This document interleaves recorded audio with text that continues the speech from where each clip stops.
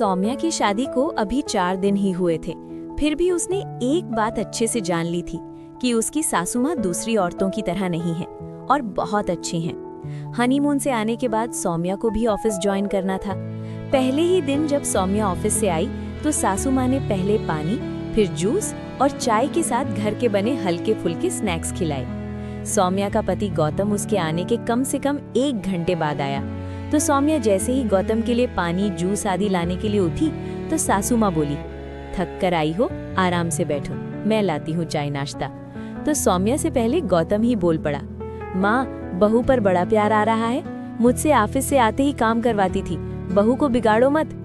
तो माँ बोली, जब मैं नौकरी करके थकी हारी घर आती थी तो तुम्हारी दादी या बुआ मुझे चाय तो दूर पानी तक नहीं पूछती थी और ऊपर से अपने लिए चाय नाश्ता बनाने को कह देती थी। उसके बाद रात का खाना और फिर सुबह की तैयारी।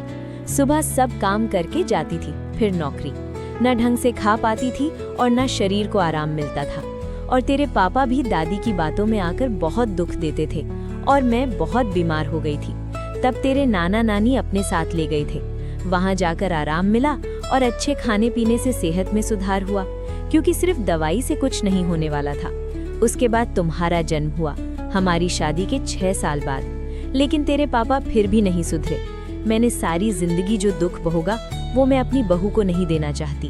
और तू भी कान खोलकर सुन ले, बहू का साथ निभाना और हर काम में मदद करना, क्योंकि जिस पर बीतती है उसी को पता चलता है। जो तेरे लिए सब कुछ छोड़कर आई है, उसके लिए तू अपना अहंकार छोड़कर उसे खुश रखना, क्योंकि मेरी तो बहू भी यही है और बेटी भी यही।